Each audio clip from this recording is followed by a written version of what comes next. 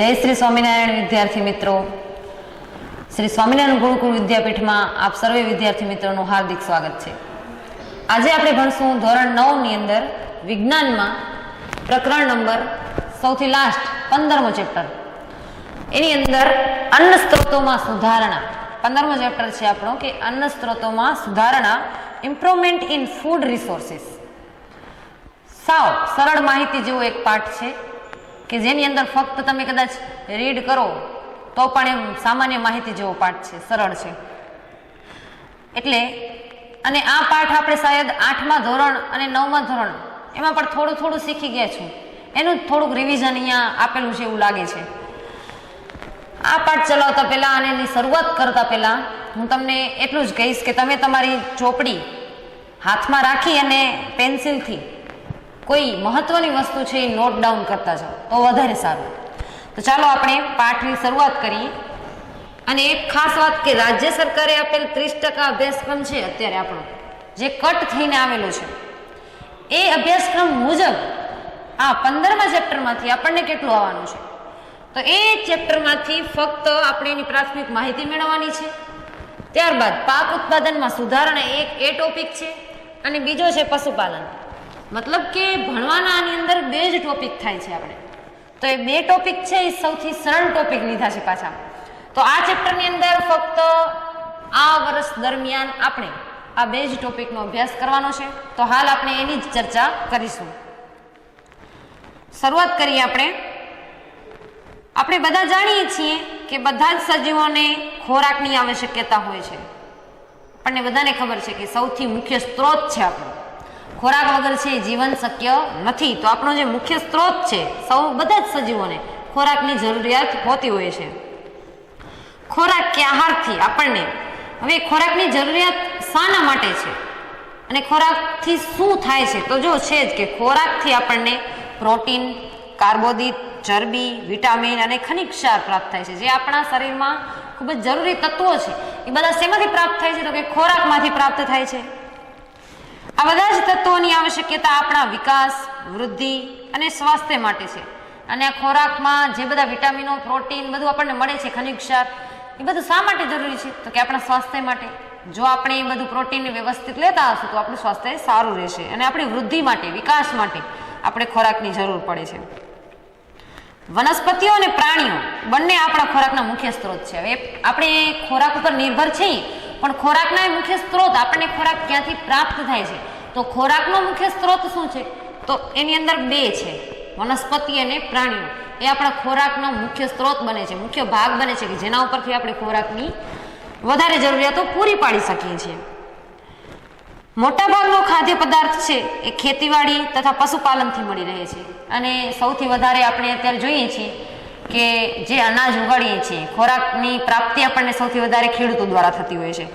તો ખેતીવાડી છે અને પશુપાલન છે. પશુપાલન અને ખેતીવાડી એ બે મુખ્ય સ્ત્રોત છે કે આપણે એમાંથી વધારે પડતો સૌથી મોટો ભાગ છે એ ખાદ્ય પદાર્થનો આપણે ખેતીવાડી અને પશુપાલનમાંથી મેળવી શકીએ છીએ. અને અત્યારે તમને આપણો દેશ છે એ ખેતી પ્રધાન દેશ છે કે ખેતી અને પશુપાલનનું પ્રમાણ પણ અત્યારે વધ્યું છે. ત્યારે આપણે એમ કહી શકીએ કે આપણો જે મુખ્ય સ્ત્રોત ને મુખ્ય ખાદ્ય પદાર્થમાંથી મોટા ભાગનો ખાદ્ય પદાર્થ આપણે ખેડૂતો અને પશુપાલન દ્વારા જ મળી શકે છે. આપણે લગભગ સમાચાર પત્રોમાં વાંચીએ છીએ કે ખેતીવાડી, કૃષિ ઉત્પાદન અને પશુપાલનનો વધારવાનો પ્રયાસ થઈ રહ્યો છે. અને શા માટે જરૂરી છે? અત્યારે જેમ જેમ આપણી આધુનિકતા તરફ જઈ રહ્યા છીએ, ભલે કે જો કે એની અંદર ઘણા બધા નવા નવા સાધનો વિકસાવ્યા છે આપણે, પરંતુ આપણે જોઈએ છીએ કે એની અંદર નવી નવી ટેકનિકો આવવા માંડી છે, નવી નવી અમુક સુધારણા આવવા માંડી છે. અને શા માટે જરૂરી છે? એમ જો આપણા પાઠનો ટોપિક જ એ છે કે અન્ન સ્ત્રોતોમાં સુધારો કરવાનો છે. મતલબ જે છે એ યોગ્ય જ છે, પણ એમાં વધારે સુધારો કઈ રીતે કરી શકીએ એના ઉપર ટોપિક છે આપણો. આપણે ઉત્પાદનની વર્તમાન ક્ષમતા પર જ કેમ નિર્વાહ કરતા નથી? વર્તમાન મતલબ કે અત્યારે જે હાલ ચાલુ છે, જેટલું ઉત્પાદન આવે છે અને જેટલામાં આપણે ખેતી કરીએ છીએ એટલાથી જ આપણે કેમ સંતુષ્ટ નથી? એમ કે આપણે એનો નિર્વાહ નથી ચાલતો? તો એટલા માટે જ કારણ, અને એનું કારણ શું છે કે કેમ આપણે નિર્વાહ નથી ચલાવી શકતા? તો એનું મુખ્ય કારણ એ છે કે દિવસે દિવસે આપણે જોઈએ છીએ વસ્તીમાં વધારો થતો જાય છે. અને જેટલો વસ્તીમાં વધારો થશે અને એટલી જ આપણને ખોરાકની જરૂરિયાત, અન્નની જરૂરિયાત વધારે પડવાની છે, વધારે લોકોની જરૂરિયાત સંતોષવાની છે આપણે. તો ત્યારે આપણે એટલું તો વિચારવું જ પડશે કે જો આપણી સામે વસ્તી વધે છે તો એટલું ઉત્પાદન પણ વધવું જોઈએ ખરેખર. અને ઉત્પાદન વધારવા માટે આપણે શું કરવું જોઈએ, કેવા કેવા સુધારા કરવા જોઈએ, એ જ આપણે શીખી રહ્યા છીએ. ભારતની વસ્તી ખૂબ જ વધારે છે. આપણા દેશની વસ્તી 1 બિલિયન મતલબ કે 100 કરોડથી પણ વધારે છે આપણી ભારતની વસ્તી.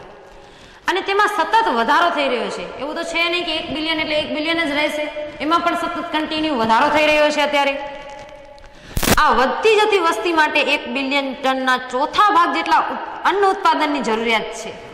મતલબ આપણે અત્યારે જે હાલ વસ્તી છે અને જે વસ્તી વધી રહી છે એમાં આપણે કેટલા ટનની જરૂરિયાત છે, તો કે ચોથા ભાગના અન્ન એટલા ટનની જરૂરિયાત વધી છે અત્યારે હાલ. આ વધારો વધારે ભૂમિ પર અને ખેતીવાડી કરવાથી સંભવિત થઈ શકે છે. એટલે કે કાં તો આપણી પાસે 2 ઓપ્શન છે, કાં તો આપણે ઉત્પાદનમાં વધારો કરીએ અને અથવા તો આપણે એ છે જમીનમાં વધારો કરીએ. જેટલી જમીન આપણે અત્યારે ખેતી માટે ઉપયોગ લઈએ છીએ એનાથી થોડી વધારે ઉત્પાદનમાં લઈએ, પણ એવું તો શક્ય નથી. કારણ કે જેટલી જમીન છે આપણી પાસે અત્યારે હાલ એનો આપણે ભરપૂર ઉપયોગ કરીએ છીએ અને તમામ જગ્યાએ ભરપૂર ઉપયોગ કરીને ઉત્પાદન થતું હોય છે. પરંતુ કહેવા એવું માંગે છે કાં તો ઉત્પાદનમાં ને કાં તો જમીનમાં, બંનેમાંથી એકમાં વધારો થવો જોઈએ વસ્તી પ્રમાણે. તો હવે આપણે જમીનનો ઓપ્શન તો કાઢી નાખવાનો રહ્યો, કારણ કે જે આપણા પાસે જમીન છે એ મર્યાદિત છે. તો હવે આપણી પાસે ફક્ત વધે છે કે ઉત્પાદનમાં વધારો કરવો. અને ઉત્પાદનમાં કઈ રીતે કઈ જગ્યાએ ધ્યાન રાખીને વધારો કરવો, મુખ્ય ટોપિક આપણો અહીં એ જ છે. જો અહીંયા પહેલો જ મુદ્દો છે કે પાક ઉત્પાદનમાં સુધારણા.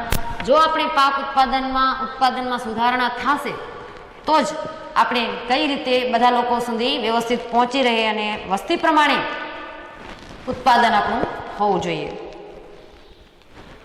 આ વધારો વધારે ભૂમિ પર અને ખેતીવાડી ઉપર સંભવિત થઈ શકે છે. પરંતુ ભારતમાં પહેલેથી જ ઘણા બધા સ્થળો પર ખેતી થઈ રહી છે. આપણે વાત જ કરી, હાલ ઘણા સમય સુધી ખેતી થઈ રહી છે. આથી ખેતીવાડી માટે વધારે ભૂમિ કે જમીનની પ્રાપ્યતા સંભવિત જ નથી. આપણે જેટલી ભૂમિ છે અને જમીન છે એનો ભરપૂર ઉપયોગ કરીએ જ છીએ. એટલા માટે પાક તથા પશુધનના ઉત્પાદનની ક્ષમતામાં વધારો કરવો આવશ્યક છે. એટલે આપણી પાસે ફક્ત 2 જ ઓપ્શન વધે છે કે કાં તો આપણે પાકમાં ઉત્પાદનમાં નવા ટેકનિકલ સુધારાઓ લાવીએ અને પાકમાં ઉત્પાદન કરીએ વધારે પડતો, અને કાં તો પછી પશુપાલન છે એમાં વધારો કરીએ. જો કે ખેતી અને પશુપાલન એ 2 જોડિયા શબ્દો કહી શકાય. અત્યારે હાલમાં ખેતી અને પશુપાલન થતું હોય છે એ રીતે. અત્યાર સુધી પાક ઉત્પાદનને વધારવાના આપણા પ્રયત્નો કેટલા અંશે સફળ રહ્યા છે જોઈએ તો કે અત્યાર સુધી આપણે પાક ઉત્પાદનમાં કયા નવા સુધારણા લાવ્યા છે અને હવે પછી કયા લાવવાના છે. તો જોઈએ કે પાક ઉત્પાદનમાં આપણે અત્યાર સુધી શું કર્યું છે. આપણે હરિયાળી ક્રાંતિ દ્વારા પાક ઉત્પાદનમાં વધારો કર્યો છે. આપણે બધાને ખબર છે કે પાકની એક હરિયાળી ક્રાંતિ આવી હતી અને એ હરિયાળી ક્રાંતિ આઈ થિંક 1965ની અંદર હરિયાળી ક્રાંતિ હતી. તમને આ તો જસ્ટ જનરલ નોલેજ માટે છે કે હરિયાળી ક્રાંતિ છે 1965 દરમિયાન થઈ હતી કે પાકમાં કઈ રીતે સુધારો કરી શકીએ અને ઉત્પાદનમાં કઈ રીતે સુધારો થઈ શકે એના માટે હરિયાળી ક્રાંતિ. અને હરિયાળી ક્રાંતિ કોના દ્વારા રચવામાં આવી હતી તો MS સ્વામીનાથન એ હરિયાળી ક્રાંતિના પિતા તરીકે ઓળખાય છે. 1965માં એમણે શરૂઆત કરી હતી હરિયાળી ક્રાંતિની કે કઈ રીતે ઉત્પાદન વધારી શકીએ. તો એના દ્વારા આપણે પાક ઉત્પાદનની અત્યાર સુધીમાં આપણે શરૂઆત કરી છે ઉત્પાદન વધારવામાં. અને શ્વેત ક્રાંતિ દ્વારા દૂધના ઉત્પાદનને વધાર્યું છે. એ જ રીતે હરિયાળી ક્રાંતિ એ આપણે પાક ઉત્પાદનમાં સફળતા મેળવી છે ઘણી બધી. એ જ રીતે આપણે એક શ્વેત ક્રાંતિ, સફેદ ક્રાંતિ જે દૂધ ઉત્પાદનમાં એટલે કે પશુપાલન દ્વારા જે દૂધ મળે છે દૂધ ઉત્પાદનમાં કેમ વધારો કરવો એ આપણે વર્ગીસ કુરિયન નામના વ્યક્તિ એ છે એ શ્વેત ક્રાંતિના પિતા જનક તરીકે ઓળખાય છે. એમણે શરૂઆત કરી હતી અને એમાં ખૂબ જ આપણે આયોજન સારું રહ્યું હતું. પણ હજી પણ કઈ જરૂરિયાતો છે એના પછી પણ જો અહીં ફક્ત 2 જ આપેલી છે કે શ્વેત ક્રાંતિ અને એક હરિયાળી ક્રાંતિ, પરંતુ હજી એક પીળી ક્રાંતિ થઈ હતી, પછી ગુલાબી ક્રાંતિ છે, વાદળી ક્રાંતિ છે. એ બધી ક્રાંતિઓ છે એ પણ આપણા અલગ અલગ જગ્યાઓ મત્સ્ય ઉદ્યોગ વિકસાવવા માટે અલગ અલગ બધી વિકસાવવા માટે આપણે એ ક્રાંતિનો પણ ઉપયોગ થયો છે. પણ આપણે અત્યારે વાત કરીએ છીએ કે ખેતીવાડી અને પશુપાલન. તો પાક ઉત્પાદનમાં આપણે હરિયાળી ક્રાંતિ અને પશુપાલન એટલે કે દૂધના ઉત્પાદનમાં આપણે શ્વેત ક્રાંતિનો અત્યાર સુધી ઉપયોગ કર્યો છે. આ ક્રાંતિઓની પ્રક્રિયામાં આપણા કુદરતી કે નૈસર્ગિક સ્ત્રોતોનો ઘણો ખરો ઉપયોગ થયો છે. આના પરિણામે આપણા કુદરતી કે નૈસર્ગિક સ્ત્રોતોનું નુકસાન થવાની તકો વધી ગઈ છે. આથી એ અગત્યનું છે કે પાક ઉત્પાદન વધારવાના આપણા પ્રયત્નો પર્યાવરણ સંતુલિત રાખવા અને પર્યાવરણની જાળવણી રાખનારા પરિબળોને નુકસાન ન પહોંચે તેવા હોવા જોઈએ. હવે શું કહેવા માંગે છે આ ટોપિક? જુઓ કે અત્યાર સુધી હરિયાળી ક્રાંતિ અને શ્વેત ક્રાંતિ થઈ છે એ બરાબર છે, પરંતુ એની અંદર પર્યાવરણને નુકસાન પહોંચે એવી ક્રાંતિની આપણને જરૂરિયાત નથી. અહીંયા પ્રોપર કીધું છે કે આપણા પર્યાવરણને જાળવી રાખવા પરિબળો જે ઉપયોગમાં લેવાય એનો જ આપણે ઉપયોગ કરીએ. પછી ગમે તે ક્રાંતિ આપણે લાવીએ છીએ, પરંતુ સામે જો એની અંદર ઉત્પાદનમાં વધારો નથી થતો અને એ પર્યાવરણને નુકસાન પહોંચાડે એવી ક્રાંતિ હોય તો એ કાંઈ કામની નથી, આપણે એવું કહી શકીએ. તો અહીંયા એમ કહે છે કે ભાઈ આપણે ઉત્પાદનમાં વધારો કરીએ પણ સામે પર્યાવરણને નુકસાન થવું ના જોઈએ. પર્યાવરણની જાળવણી પણ એટલી જ થવી જોઈએ. એટલા જ માટે ખેતી અને પશુપાલન માટે સમપોષણીય એટલે કે નુકસાન ન કરે એવી પ્રણાલીઓને અપનાવવી આવશ્યકતા વધારે છે. મતલબ કે આપણે એવી અમુક ક્રાંતિઓ કે એવું ઉત્પાદન કરવાનું છે કે જેની અંદર આપણે કોઈ જાતનું નુકસાન પર્યાવરણને ના પહોંચે અને સારી રીતે સમપોષણીય ઉત્પાદનમાં વધારો કરીએ કે જેનાથી પર્યાવરણને કે જેને નુકસાન ના થાય પરંતુ ઉત્પાદનમાં વધારો કરી શકીએ. પાક ઉત્પાદન વધારીને અને તેને ગોદામોમાં સંગ્રહ કરવાથી કુપોષણ અને ભૂખની સમસ્યાઓનું સમાધાન થઈ શકતું નથી. જો આપણે એવું કરશું કે ચાલો પાક ગમે તેટલું છે ઉત્પાદન કરી લીધું, પછી ઘણા લોકો છે સંગ્રહ કરીને રાખતા હોય છે ઘણા ટાઈમ, આ વર્ષ સારું છે તો સંગ્રહ કરીને રાખીએ આપણે પાકને. જો સંગ્રહ કરીને રાખશું તો શું થાય છે તો કે અમુક લોકો સુધી એ પાકનો જે અનાજ છે એ પહોંચશે અને જો અનાજ જ માણસો સુધી નહીં પહોંચાડી શકીએ આપણે તો પછી કુપોષણ છે, ભૂખ છે, એ બધાનો સામનો કરવો પડશે. જો અમુક લોકો આપણે કુપોષણ વિશે ઘણું બધું સાંભળ્યું હશે કે જેટલું પૂરતું પ્રમાણમાં બાળક ખોરાક ના મેળવે તો એ પછી કુપોષણનો ભોગ બનતો હોય છે. તો આપણે જો સંગ્રહ કરી રાખશું તો એ બધી સમસ્યાઓ આપણી સામે ઉઠાવવાની આવી જશે. લોકોને અનાજ ખરીદવા માટે ધનની આવશ્યકતા પણ છે. હવે એક વાત છે કે ફક્ત આપણે અનાજ ખરીદશું પણ એના માટે ધન મતલબ પૈસાની જરૂરિયાત તો પડવાની જ છે અને કેવી રીતે ખરીદશે તો એનું પણ વાત કરી છે કે ખાદ્ય સુરક્ષા ઉત્પાદન અને પ્રાપ્યતા બંને ઉપર આધારિત છે. એક તો એનું ઉત્પાદન અને પછી એને ખરીદવી. આપણા દેશની મોટા ભાગની વસ્તી છે એમના જીવન નિર્વાહ પર માટે ખેતી ઉપર નિર્ભર છે. એટલા માટે જ ખેતી ક્ષેત્રે લોકોની આવક પણ વધારવી જોઈએ જેથી ભૂખની સમસ્યાનું સમાધાન થઈ શકે. મતલબ કે એમ કહેવા માંગે છે કે જેમ જેમ આપણે ખેતીમાં ઉત્પાદન કરીએ એમ સામે સામે આપણે શું કરીએ છીએ તો કે જે ખેતી નિર્ભર લોકો છે એની આવકમાં વધારો કરી શકીએ. ખેડૂતોની આવકમાં વધારો થશે કારણ કે આપણા ભારત દેશમાં સૌથી વધારે લોકો વસતા હોય તો ખેતી પ્રધાન દેશ કહેવાય છે, એટલે કે ખેડૂતો વધારે હોય છે. તો જ્યારે ખેડૂતો અને ખેતી પર નિર્ભર દેશ છે તો આપણે ખેડૂતોની આવકમાં જ વધારો કરવો પડશે તો જ એ પોતાનું જીવન વ્યવસ્થિત ચલાવી શકશે અને બીજાઓનું પણ અનાજ આપણે પહોંચાડી શકીએ પૂરતું પ્રમાણમાં. ખેતીમાં વધારે ઉત્પાદન પ્રાપ્ત કરવા માટે આપણે શું કરવું જોઈએ તો કે વૈજ્ઞાનિક આયોજનબદ્ધ પ્રણાલીઓની અપનાવી જોઈએ કે જે સારા પોષણયુક્ત જીવન નિર્વાહ માટે મિશ્ર ખેતી, આંતરપાક પદ્ધતિ, સંગઠિત ખેતી અથવા તો સંગઠિત ખેતીને વર્ધિત કૃષિ પ્રણાલીઓ અપનાવવી જોઈએ. જેમ કે છે કે આપણે ઉત્પાદન વધારવા માટે ચોક્કસ કોઈ ફિક્સ વૈજ્ઞાનિક પદ્ધતિઓનો ઉપયોગ કરી કે જેમાં કોઈ નુકસાન ન થતું હોય અને એમાં ઉત્પાદનમાં કેમ વધારો કરી શકીએ તો આપણે જોઈએ કે એના માટે શું કહે છે કે આંતરપાક પદ્ધતિ. આંતરપાક એટલે કે એક પાક હોય અને એની સાથે આપણે કોઈ બીજો પાક ઉગાડીએ તો એને આંતરપાક પદ્ધતિ કહેવાય છે. એ જ રીતે બીજી પદ્ધતિ છે સંગઠિત કે વર્ધિત. જો સંગઠિત કે વર્ધિત તમને પ્રશ્ન થાય કે એ વળી શું છે તો સંગઠિત અને વર્ધિત એટલે કે કોઈ ખેતી સાથે ઉત્પાદન તો કરીએ જ પણ સાથે સાથે કોઈ બીજો વ્યવસાય પણ ચાલુ રાખીએ. જેમ કે ખેતી સાથે પશુપાલન, તો ખેતી સાથે જે પશુપાલન થતું હોય એને સંગઠિત કે વર્ધિત કૃષિ આપણે કહી શકીએ છીએ. ઉદાહરણ તરીકે આપણે પશુપાલન કરી શકીએ, મતલબ એમાં સંગઠિત ખેતીમાં કયું કયું લઈ શકીશ જોડે જોડે ખેતી સાથે, તો પશુપાલન છે, મરઘા પાલન છે, મત્સ્ય ઉદ્યોગ છે, મધમાખી ઉછેરવાની સાથે ખેતી વગેરે પ્રોત્સાહન આપવું જોઈએ. અને આ બધી પદ્ધતિમાં આપણે પશુપાલન અત્યારે હાલ ભણવાનું છે. તો આ બધી પદ્ધતિઓનો ઉપયોગ કરી ખેતીની સાથે સાથે તો ઉત્પાદન અને ખેડૂતોના વર્ગોને પણ વધારે સારું રહેશે. હવે આપણે મેઇન ટોપિક આવે છે પાક ઉત્પાદનમાં સુધારણા. આ તો ફક્ત એની પ્રાથમિક માહિતી હતી કે ભાઈ આપણે કઈ રીતે આ પાઠની અંદર હવે તમે સમજી જ ગયા હશો કે શેની વાત કરવામાં આવી છે, કે પાકને કઈ રીતે સુધારી શકીએ, લોકો પાસે પહોંચાડી શકીએ. હાલ આપણી પાસે જમીન બહુ ઓછી છે, તો આપણે 8મા ધોરણમાં એક પાઠ ભણતા કે એની અંદર ટોપિક આવતો કે હાઇડ્રોપોનિક્સ પદ્ધતિથી ઉપયોગ કરતા. શેનો ઉપયોગ? તો કે ઓછી જમીન હોય છતાં પણ પાક વધારે લેવો હોય, અને કોઈ જમીન વધારાની પડી હોય તો છત ઉપર કે કોઈ બગીચામાં કે છોડવા કે શાકભાજી વાવી અને ખેતીનો જમીનનો ઉપયોગ કરી લેવો, કોઈ વેસ્ટ જમીન રાખવી નહીં. ઓછી જમીનમાં પણ વધારે ખેતી કેમ થઈ શકે એ આપણે આગળ સમજી ગયા છીએ. અને હવે આમાં એમ કહે છે કે પાકમાં સુધારો કરવો, પાકની જરૂરિયાતો પૂરી પાડવી અને એ પણ પર્યાવરણને નુકસાન ન પહોંચે એવી. તો જોઈએ આપણે પાક ઉત્પાદનમાં સુધારણા. ઉર્જાની આવશ્યકતા માટે અનાજ જરૂરી છે, જેમ કે ઘઉં, ચોખા, મકાઈ, બાજરી અને જુવારમાંથી કાર્બોદિત મળે છે. જો એ પાઠ પાડ્યા છે, તમે નોટ કરતા જજો કે કયા પાઠમાં અનાજ આવે, શેમાં આપણે કાર્બોદિત આવે, શેમાં તેલબિયા પદાર્થો આવે, એ બધા અહીંયા આપેલું છે. આ ફકરાની અંદર એમ જ કહેવા માંગે છે કે ભાઈ બધાને જુદા જુદા પાડવાના છે, વર્ગીકૃત કર્યા છે. આપણે ઉર્જા શેમાંથી મળે છે? તો કે ઘઉં, ચોખા, મકાઈ, બાજરી, જુવારમાંથી કાર્બોદિત પ્રાપ્ત થાય છે.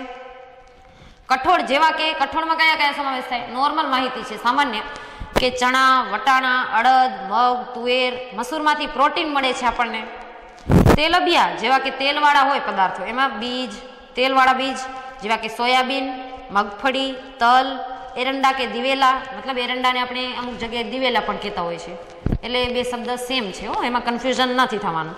એરંડા કે દિવેલા, રાઈ, અળસી અને સૂર્યમુખીમાંથી આવશ્યક તેલ પ્રાપ્ત થાય છે. આ બધા તેલબિયા છે કે જેમાંથી તેલ આપણને મળતું હોય છે. શાકભાજી, મસાલા અને ફળોમાંથી આપણને વિટામિન અને ખનિજ ક્ષાર, કેટલાક પ્રમાણમાં પ્રોટીન અને કાર્બોદિત પણ મળે છે. આપણને જે ફળ ફળિયાદી છે એમાંથી ખાવાથી આપણને શરીરમાં પૂરતું પોષણ મળે છે, ખનિજ ક્ષાર પૂરતું થાય છે, વિટામિનો ફળમાંથી ખૂબ જ સારા પ્રમાણમાં મળી રહે છે. આ આપણા ઉર્જા અને શરીરની વાત થઈ. હવે પશુઓ માટે શેની જરૂરિયાત હોય? તો કે ઘાસચારા. તો ઘાસચારાની પણ વાત કરી છે કે ઘાસચારામાં પાક, એમાં જેમ કે બરસીમ, તમને શબ્દ નવો લાગ્યો એટલે લાગશે કે બરસીમ શું છે? બરસીમ ભાઈ એક ઘાસનો જ પ્રકાર છે કે જેની અંદર લાંબા લાંબા ઘાસ ઉગે છે. બરસીમ અને સારામાં સારું ઘાસનો પ્રકાર છે જે આપણે અહીં ઉપલબ્ધ નથી ગુજરાતની અંદર, પણ મહારાષ્ટ્ર બાજુ છે કે એ બાજુ બરસીમ ઘાસ જોવા મળતા હોય છે. પછી છે જવ. જવ તો આપણે બધા ઓળખીએ છીએ. અથવા તો સુદાન ઘાસના ઉત્પાદન પશુપાલન માટે ઘાસચારાના સ્વરૂપમાં થાય છે. સુદાન ઘાસ છે એ પણ એક જ આ બરસીમ છે, એવી રીતે સુદાન ઘાસ છે એ સારા પ્રકારના જે ઘાસ છે એના માટે આપણે પશુપાલનનો સારી રીતે પશુપાલન ઘાસચારો મેળવી શકીએ એના સ્વરૂપો અહીંયા આપેલા છે. નેક્સ્ટ જોઈએ આપણે વિવિધ પાક માટે વિભિન્ન આબોહવા સંબંધી પરિસ્થિતિઓ, તાપમાન અને પ્રકાશ અવધિની આવશ્યકતા હોય છે. મતલબ કે આપણે જોઈએ છીએ અમુક ઋતુઓ પ્રમાણે જ અમુક પાક થતા હોય છે. જેમ કે શિયાળાના પાક અલગ હોય છે, ઉનાળાના પાક અલગ હોય છે, એમાંય વળી આબોહવા વાતાવરણ ઉપર નિર્ભર પાક હોય છે બધા. એટલે કે વાતાવરણ, આબોહવાની પરિસ્થિતિ અને તાપમાન, સૂર્યનો પ્રકાશ છે એ પણ જરૂરી છે. એટલે જે જગ્યાએ આપણે કયું ઉત્પાદન કરીએ છીએ એના માટે મેન મુખ્ય વસ્તુ છે કે આપણી આબોહવા અને તાપમાન સારું હોવું જોઈએ, જેનાથી તેઓની સીધી રીતે વૃદ્ધિ પામી શકે છે અને તેઓનું જીવનચક્ર છે એ પૂરું કરે છે. પ્રકાશ અવધિ સૂર્યપ્રકાશના સમયગાળાને સંબંધિત હોય છે. જેમ કે પુષ્પનું સર્જન આપણે કરવું હોય તો વૃદ્ધિ છે, કોઈ પણ વૃક્ષનું સર્જન કરવું હોય પુષ્પનું, તો સૂર્યપ્રકાશ ઉપર આધારિત હોય છે. જેમ કે આપણે બધા જાણીએ છીએ કે વનસ્પતિઓ સૂર્યના પ્રકાશમાં પ્રકાશ સંશ્લેષણ દ્વારા પોતાનો ખોરાક જાતે બનાવે છે. કેટલાક એવા પણ પાક છે કે જે આપણે વર્ષા ઋતુમાં ઉગાડીએ છીએ, પછી એનું ડિવિઝન કર્યું છે, બધા અલગ અલગ પાર્ટમાં ઉગાડ્યું છે. અહીં વાત કરી છે વાતાવરણ, આબોહવા, તાપમાનની અને એના સર્જનની. આપણે ચોક્કસ પ્રમાણમાં કોઈ ઋતુ પ્રમાણે જ પાક ઉગાડી શકીએ છીએ. અને ખાસ એનું તાપમાન જોવું પડે છે. પાછું જમીન ઉપર આધારિત છે. અહીં આપણે અમુક ગુજરાતમાં અમુક પાક થતા હશે, અમુક ન પણ થતા હોય. એ જમીનની માપક્રમ ઉપર છે કે જમીનનો pH કેવો છે, એ પ્રમાણે આપણે પાક ઉત્પાદન કરીએ.